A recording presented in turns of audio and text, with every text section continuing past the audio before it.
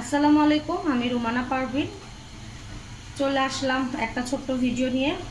এটা কিন্তু কোনো তেলের পিঠা নয়, এটা কিন্তু আমাদের দই বড়া হচ্ছে, দই বড়া ভাজা হচ্ছে। আরেক পাশে চুলায় লবণ দিয়ে পানি আমি গরম করতে বসিয়ে রেখেছি। আজকে আমার পেজে দই বড়ার অর্ডার আছে এবং দই বড়ার মিশ্রণটা আমি রেডি করে রেখেছি, এই দেখুন।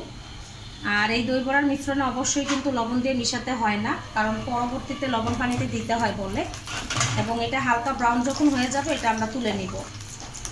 আর এটা যে দেখছেন খুব সুন্দরভাবে ফুলেছে, এটাতে কিন্তু এক্সট্রা কোনো রকম বেকিং পাউডার বা খাবার সোডা এগুলো কিছুই দেওয়া হয়নি। এখন আপনারা ভাববেন যে এটা এত সুন্দর ফুললো কিভাবে এটা রেসিপি। তা আপনাদের কারো এটা রেসিপি যদি প্রয়োজন হয় কমেন্টে লিখবেন, তাহলে আমার ইউটিউব চ্যানেলে আমি এটা রেসিপি নিয়ে আসবো। আসলে ব্যাপারটা হচ্ছে যে ভিডিওটা করা হয় না, রেসিপি দেওয়া হয় না, অনেক ধরনের ঝামেলায় থাকি। কিন্তু আপনারা কেউ যদি এটা সিক্রেট রেসিপি জানতে চান তাহলে অবশ্যই আমাকে নক দিবেন এবং আমি সেটা ইউটিউব চ্যানেলে ছাড়বো। অবশ্যই আমার পেজে দিতে পারবো না, কারণ আমার পেজটা হচ্ছে সেলিং পেজ, এটার মধ্যে আমি সেল করি, এই জন্য। তো আপনাদেরকে ইউটিউব চ্যানেলে আপনাদেরকে সব সিক্রেট দিয়ে আমি রেসিপি দিয়ে দিব। তো এটা একটা ব্রাউন কালার হবে। আর অলরেডি আমি যেগুলো ভেজেছি সেগুলো আপনাদেরকে দেখাই। এই দেখুন খুবই সুন্দরভাবে এগুলো ভাজা হয়েছে।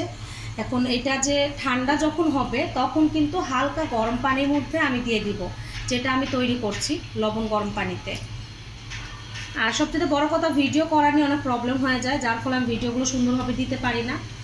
তো আমার ভিডিওগুলো যেরকম আমি পারি সেভাবে দেই। দেখুন এটা হালকা ব্রাউন হয়ে আসছে। আর দই বড়া কিন্তু একটু সাদাটে ভাব থাকে, যার ফলে এটা আপনারা বেশি কালার করবেন না। কালার করলে দই বড়া তখন আর দই বড়া বলে মনে হবে না। তো এই যে দেখুন হালকা গোল্ডেন হয়ে আসছে, আমি এটাকে তুলে নিচ্ছি।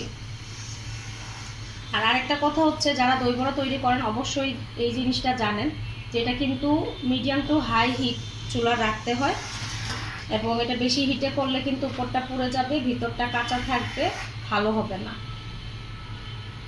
তো আজ দই বড়া কিন্তু অর্ডার সামান্য একটু আছে, কিন্তু আমার বাচ্চারা আমার হাতে খাবে বলে আজকে বেশি করে বানাবো। আর আপনাদেরকে বাকি পরে প্রসেসগুলো অবশ্যই দেখাবো। আর এখন আপাতত দেখাই যে আমি কিভাবে করে করছি। পানির মধ্যে হাতটা ভিজিয়ে তারপর কিন্তু এই বড়াটা আমাদেরকে রেডি করতে হয়। আমি আবার দেখাবো, দাঁড়া একটুখানি। এই দেখুন পানি দিয়ে আমি হাতটাকে ভালো করে ভিজিয়ে নিলাম। এখন এর মধ্যে আমি বড়াটা দিব। এই দেখুন মিক্সটা দিতে হবে। আর এইটার সাইজটা আপনাদের নিজেদের ইচ্ছে মতো। তারপর এটাকে এইভাবে করে ঘুরিয়ে আপনারা একটা শেপ নিয়ে আসবেন।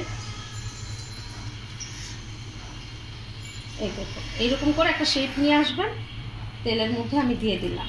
খুবই সোজা, কিন্তু বানানো কিন্তু কঠিন, হাতে খুব ব্যথা করে আসলে। কারণ এটা যতই আপনি ব্লেন্ডারে করেন পরবর্তীতে আপনাকে হাত দিয়ে এটা পারফেক্ট করতে হয়। এই জন্য এটা বানানো অনেকটাই কঠিন, বলতে গেলে ঝামেলা হয়ে যায়, অনেকেরটা আবার হয়ও না, শক্ত হয়ে যায়। তো এটা খুব ফ্লাফি হচ্ছে, তো এর মানে এটা পুরো পারফেক্ট হবে। তো আমি আজকে কোনো রেসিপি আর দেখালাম না, আপনাদের সাথে বকল করলাম। আশা করি ভালো লাগবে। ভালো লাগলে লাইক কমেন্ট শেয়ার দিয়ে আমার ভিডিওর পাশে থাকবেন। আল্লাহ হাফেজ।